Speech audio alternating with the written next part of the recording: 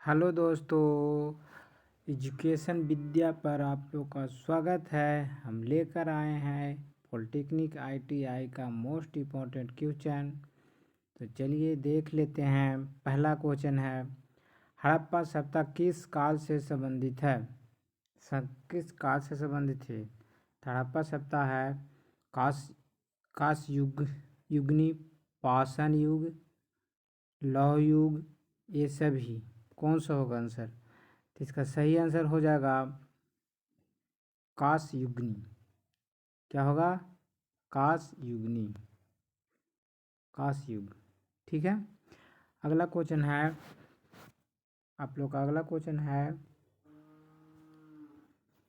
हड़प्पा सभ्यता का प्रचलित नाम है सिंधु सभ्यता, लोथल, सिंधु घाटी की सभ्यता, मोहनजोदड़ो। कौन सा होगा? तो इसका सही आंसर है सिंधु घाटी की सभ्यता। ठीक है। अगला क्वेश्चन है आप लोग का, गौतम बुद्ध ने परिनिर्वाण कहाँ प्राप्त किया? परिनिर्वाण जो मृत्यु कहाँ हुआ था? ठीक है, गौतम बुद्ध का। तो इसका सही आंसर हो जाएगा कुशीनगर। कुशीनगर में हुआ था, परिनिर्वाण प्राप्त हुआ था गौतम बुद्ध का। ठीक है। अगला क्वेश्चन है आप लोग का, प्रथम बौद्ध संगीति कहाँ हुई थी? प्रथम बौद्ध संगीति जो हुई थी कहाँ हुई थी, जिसे महासभा कहा जाता है। तो ये वैशाली में हुआ था, बोध गया में हुआ था, राजगिरी में हुआ था, कौशाम्बी में हुआ था। कहाँ हुआ था? इसका सही आंसर है राजगिरी। ठीक है। अगला क्वेश्चन है आप लोग के लिए, मगध के राजा अजातशत्रु का सैनिक किस गणराज्य के साथ युद्ध रहा था? ने किसके साथ युद्ध किया था सबसे ज़्यादा? तो यह इसका आंसर क्या हो जाएगा? वैशाली, कपिलवस्तु, ए और बी दोनों किसी के साथ नहीं। इसका सही आंसर हो जाएगा ए, वैशाली। वैशाली के साथ युद्ध हुआ था। अगला क्वेश्चन है आप लोग का, अगला क्वेश्चन है आप लोग का,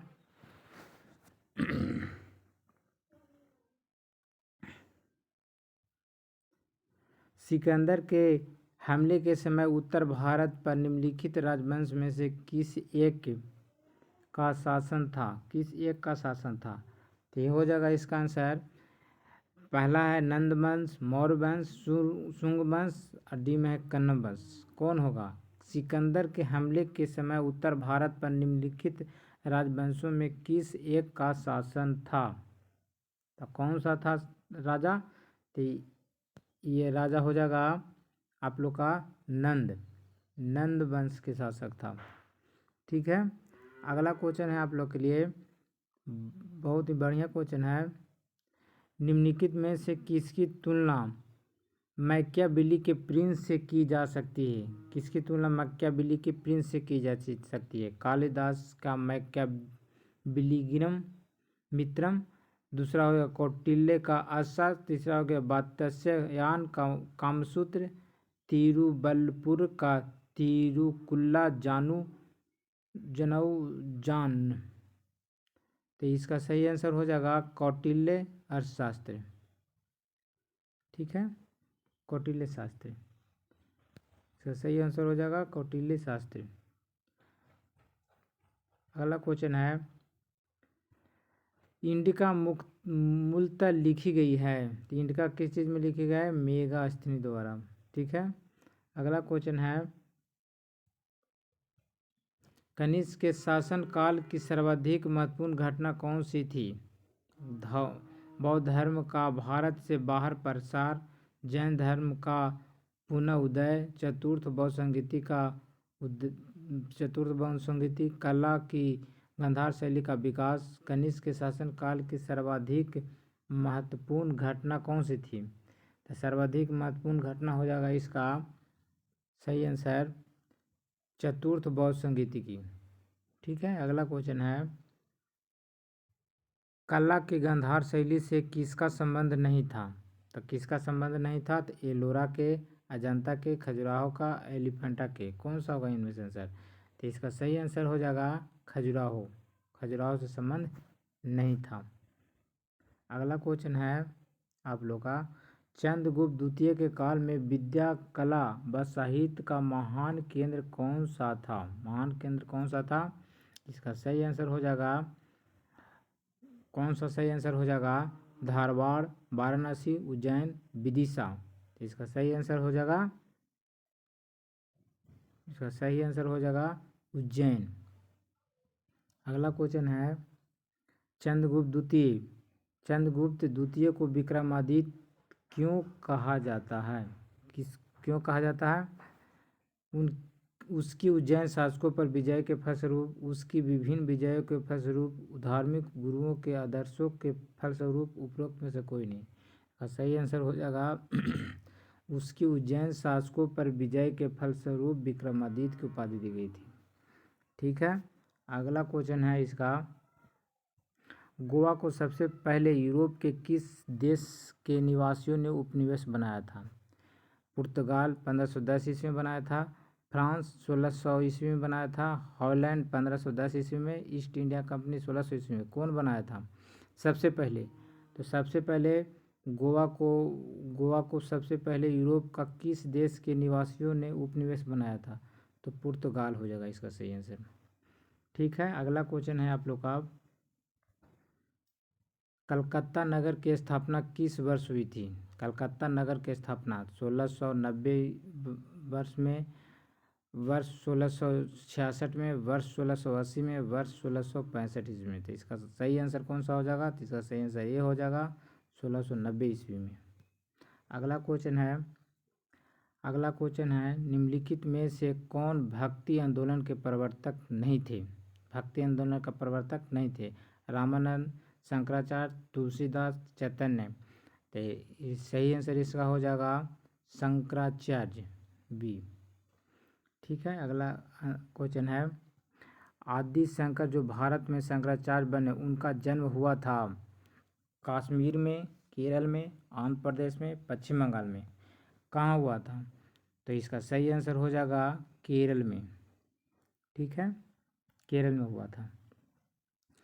अगला क्वेश्चन है, निम्नलिखित में किसका सम्मेलन नहीं है? तो किसका सम्मेलन नहीं है? लॉर्ड कॉर्नवालिस अस्थायी बंदोबस्त, लॉर्ड ब्लेजली सहायक संधि, लॉर्ड डलहौजी व्यापार का सिद्धांत, लॉर्ड कैनिंग उच्चतम निष्क्रियता।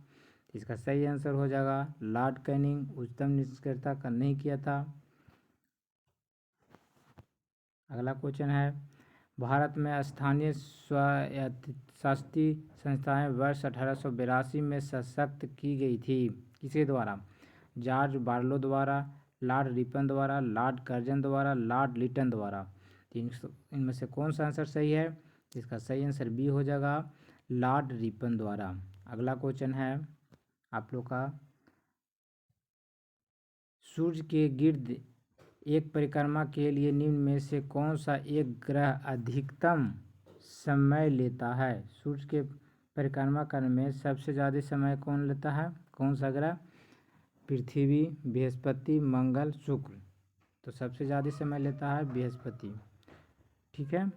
अगला क्वेश्चन है, एक ग्रह के दिन का मान और उसके अक्ष का झुकाव लगभग पृथ्वी के दिन मान और झुकाव के समतुल्य है।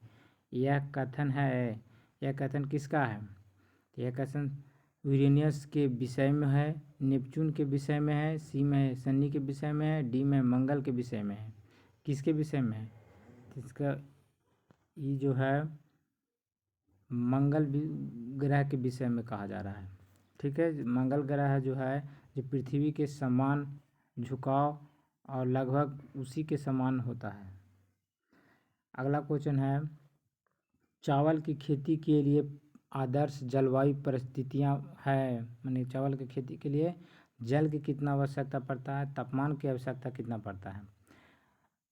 पहला ए में ऑप्शन नंबर ए है 100 सेमी से ऊपर वर्षा और 25 सेंटीग्रेड से ऊपर ताप। बी में है फसल की पूरी अवधि के लिए ठंडी और नम जलवायु। सी में है 100 सेमी से कम वर्षा और 25 सेंटीग्रेड से कम तापमान, पूरी फसल अवधि में कुछ गर्म और शुष्क जलवायु। इसका सही आंसर कौन सा हो जाएगा? इसका सही आंसर हो जाएगा ए 100 सेमी से ऊपर और वर्षा और 25 सेंटीग्रेड तापमान से ऊपर होना चाहिए। तापमान भी 25 सेंटीग्रेड से ऊपर होना चाहिए। अगला क्वेश्चन है, प्राणियों और पादपों की जातियों में अधिकतम विविधता मिलती है किसमें? शीतोष्ण पर्णपाती वनों में, उष्णकटिबंधीय के आर्द्र वनों में, अत्यधिक प्रदूषित नदियों में, मरुस्थल और सवाना मैदानों में। तो इसका सही आंसर कौन सा हो जाएगा? तो इसका सही आंसर बी हो जाएगा, उष्णकटिबंध के आर्द्र वनों में। अगला क्वेश्चन है, गंगा नदी की निम्नलिखित सहायक नदियों में किसका मार्ग है? गंगा नदी की निम्नलिखित सहायक नदियों में से किसका मार्ग है? माने किसका जो है जो गंगा नदी में गिरती है? घाघरा, रामगंगा, गंडक, सोन। इसका सही आंसर हो जाएगा सोन नदी। ठीक है, जो पटना के आसपास में मिलती है। निम्नलिखित में से पश्चिम दिशा में बहने वाली नदी कौन सी है? निम्न में से कौन सा है जो पश्चिम दिशा में बहती है? रामगंगा नदी, नर्मदा नदी, गोदावरी नदी, चंबल नदी। इसका सही आंसर कौन सा हो जाएगा? नर्मदा नदी, बी। ठीक है, अगला क्वेश्चन है आप लोग के, भारत की संविधान सभा का प्रथम अधिवेशन कब शुरू हुआ? तो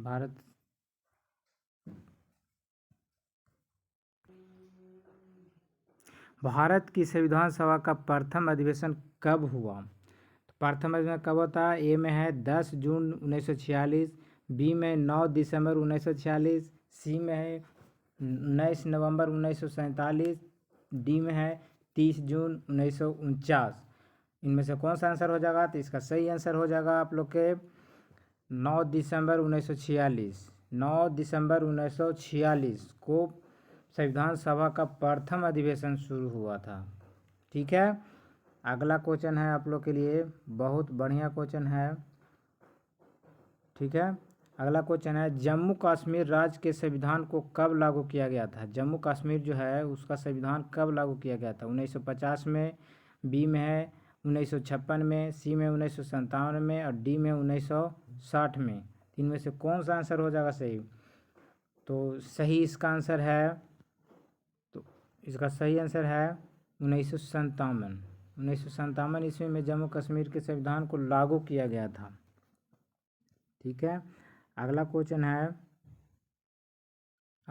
है, भारतीय संविधान के किस भाग को उसकी आत्मा की संज्ञा प्रदान की गई है? भारतीय संविधान के किस भाग की प्रस्तावना की आत्मा कहा जाता है? तो पहला है प्रस्तावना, बी है मौलिक अधिकार, सी में है राज्य के नीति निर्देशक तत्व को और डी में है संविधान के सभी अनुच्छेद। इसका सही आंसर हो जाएगा ए, प्रस्तावना। प्रस्तावना को भारतीय संविधान के भाग की आत्मा कहा जाता है। ठीक है, अगला का क्वेश्चन है, भारत एक गणतंत्र है, इसका अर्थ क्या है? सभी मामलों, ए में है सभी मामलों में अंतिम अधिकार जनता के पास, बी में भारत में संसदीय शासन व्यवस्था, सी में भारत में वंशानुगत शासन नहीं है, डी में भारत राज्य का संघ है। कौन हो जाएगा इसमें से आंसर? तो इसका सही आंसर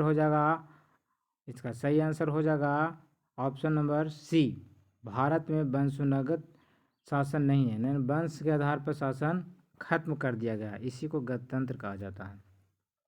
पहले वंशानुगत शासन चलता था राजा को। अगला क्वेश्चन है, निम्न में से कौन सा मूल अधिकार भारतीय संविधान में नागरिकों को दिया गया है? कौन सा मूल अधिकार है जो भारतीय संविधान में नागरिकों को दिया गया है, मूल अधिकार दिया गया है? तो कौन सा आंसर हो जाएगा इसका? ए में है देश के किसी भी भाग में बसने का अधिकार, बी में है लैंगिक समानता का अधिकार, सी में है सूचना का अधिकार और डी में उपरोक्त सभी। इसका सही आंसर हो जाएगा बी, लैंगिक समानता का अधिकार। लैंगिक समानता का अधिकार हो गया।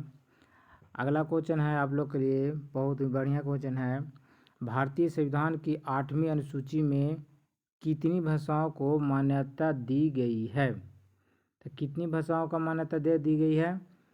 तो भारतीय संविधान के 8वें संशोधन ए में है 18, बी में है 22, सी में है 10 और डी में है 15। तो इनमें से कौन सा आंसर है, सही आंसर है?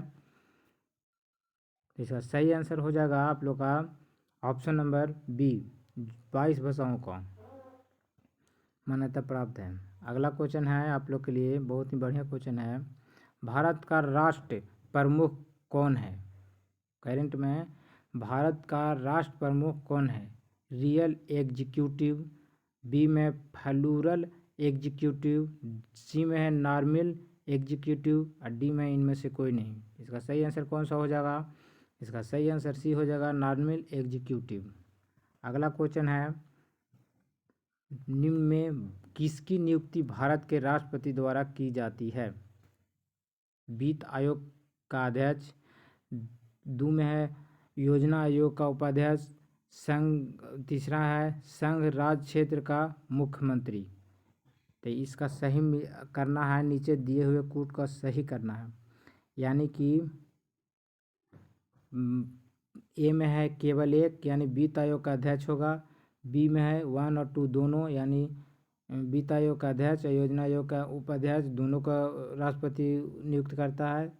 सी में है 1 और 3, यानी कि वित्त आयोग का अध्यक्ष और संघ राज्य क्षेत्रों का मुख्यमंत्री के नियुक्त करता है, दोनों का नियुक्त करता है। डी में है 2 और 3, यानी कि योजना आयोग का उपाध्यक्ष, संघ राज्य क्षेत्र का मुख्यमंत्री किसको नियुक्त करता है? तो इसका सही आंसर हो जाएगा ए।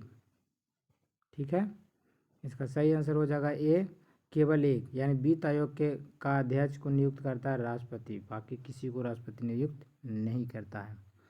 ठीक है, अगला क्वेश्चन है आप लोग का, बहुत बढ़िया क्वेश्चन है। उच्चतम न्यायालय के न्यायाधीशों के सेवानिवृत्ति होने की उम्र सीमा क्या है? ए में है 55 वर्ष, बी में 58 वर्ष, सी में है 65 वर्ष, डी में है 60 वर्ष। इनमें से कौन सा आंसर सही है? तो इसका सही आंसर है ऑप्शन नंबर सी, 65 वर्ष। ठीक है, 65 वर्ष उच्चतम न्यायालय के न्यायाधीश की सेवानिवृत्ति की उम्र रखा गया।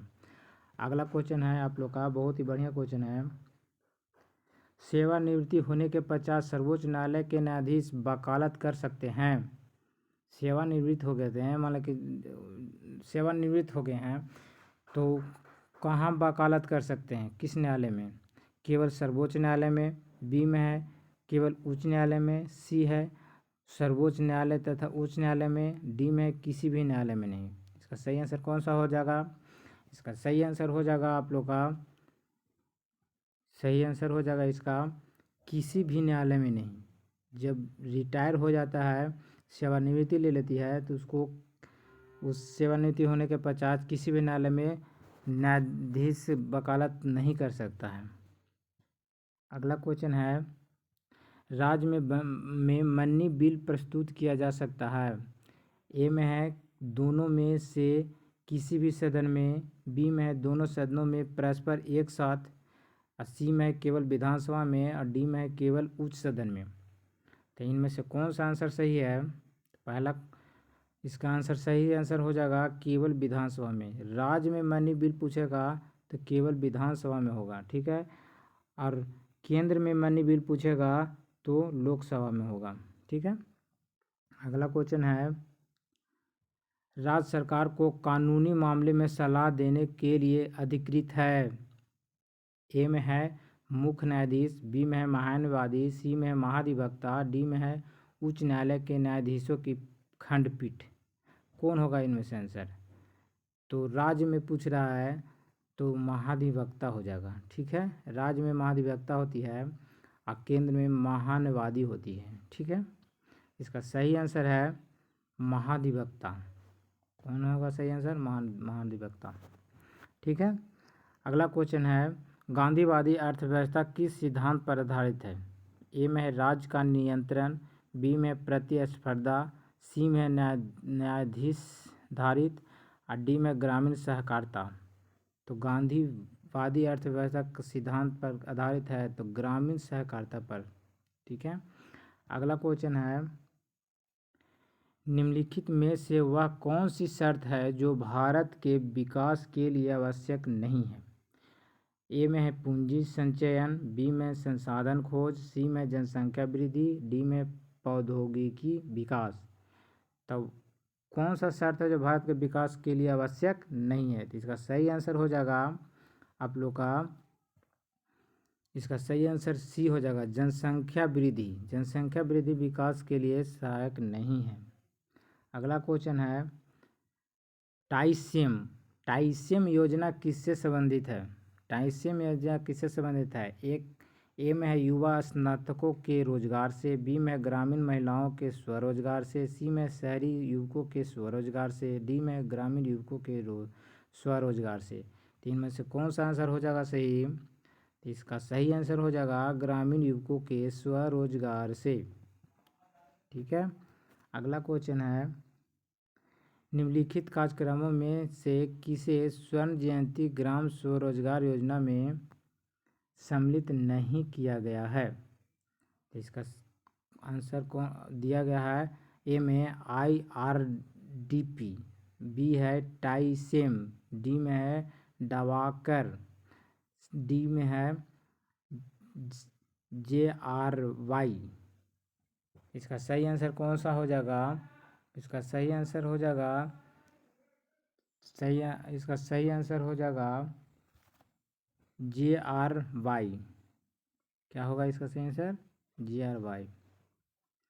ठीक है। अगला क्वेश्चन है अंतर्राष्ट्रीय मुद्रा कोष IMF किस सम्मेलन के बाद अस्तित्व में आया? किस सम्मेलन के बाद अस्तित्व में आया है? ए में है बर्लिन सम्मेलन, बी में है लंदन सम्मेलन, सी में है रोमन सम्मेलन और डी में है ब्रेटन वुड्स सम्मेलन। इसका सही आंसर कौन सा हो जाएगा? इसका सही आंसर हो जाएगा ब्रेटन वुड्स सम्मेलन। ब्रेटन वुड्स सम्मेलन। ठीक है। आगे चलते हैं। किसी चालक में धारा उत्पन्न होने का कारण है? ए में है इनमें मुक्त इलेक्ट्रॉन की गति होती है, बी में धनायनों की गति होती है, सी में मुक्त इलेक्ट्रॉन व होल होते हैं, डी में प्रोटॉन। इनमें से कौन सा सही आंसर है? इसका सही आंसर ये हो जाएगा निम्न में मुक्त इलेक्ट्रॉनों की गति होती है। इनमें मुक्त इलेक्ट्रॉन होता है, इसीलिए चालक गति करता है, धारा उत्पन्न करते हैं। अगला क्वेश्चन है जो बहुत अच्छा क्वेश्चन है, सोडियम धातु को निम्न में रखा जाता है, निम्न में से किस में रखा जाता है? ए में है केरोसिन का तेल में, बी में अल्कोहल में, सी में है जल में, डी में है हाइड्रोक्लोरिक अम्ल में। तीन में से कौन सा आंसर सही हो जाएगा? इसका सही आंसर ये है एक में केरोसिन तेल में। किस में रखा जाता है? केरोसिन तेल में सोडियम धातु को रखा जाता है। ठीक है। अगर हवा में रख दिया जाएगा तो जलने लगेगा। समतल दर्पण से किसी वस्तु का प्रतिबिंब बनता है, तो समतल दर्पण में किसी वस्तु का प्रतिबिंब कैसा बनता है?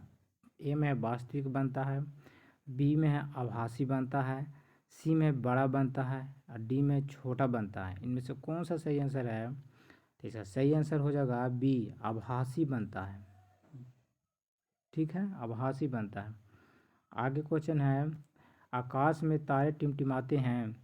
ए में प्रकाश के परावर्तन के कारण, बी में प्रकाश के अपवर्तन के कारण और सी में प्रकाश के पूर्ण परिवर्तन के कारण और डी में प्रकाश के वर्ण विक्षेपण के कारण। इसका सही आंसर हो जाएगा बी, प्रकाश के अपवर्तन के कारण। ठीक है। अगला क्वेश्चन है कौन सा दर्पण समांतर किरण पुंज को फैलाता है? ए में है समतल दर्पण, बी में है उत्तल दर्पण और सी में है अवतल और डी में ए सभी। तो इसका सही आंसर हो जाएगा बी, उत्तल दर्पण। उत्तल दर्पण में सभी किरण पुंज को फैला देता है।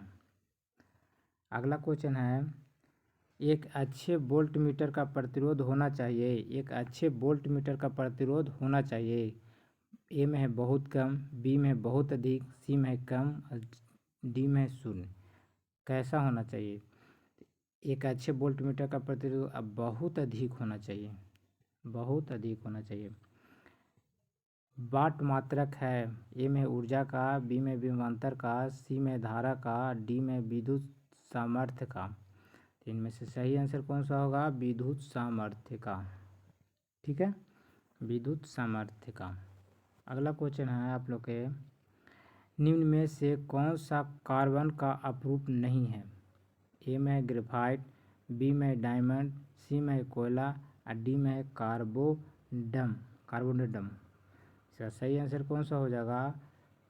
डी, कार्बोडम। ठीक है, अगला क्वेश्चन है और लास्ट क्वेश्चन ये है आप लोग का। शुष्क बर्फ है तो ए में बिना जल के ठोस बर्फ, बी में ठोस CO2, सी में है ठोस SO2, डी में है ठोस C6H6। तो इनमें से कौन सा सही आंसर हो जाएगा? इनमें से सही आंसर है आप लोग का बी, ठोस। बी हो जाएगा ठोस CO2। चलिए, आप लोग का क्वेश्चन समाप्त होता है। कैसा लगा वीडियो? अगर अच्छा लगा तो इसे लाइक, शेयर और सब्सक्राइब करें और बेल आइकन डाल दें ताकि वीडियो बनाए तो आपको लोग पास सबसे पहले पहुँचे। Thank you so much.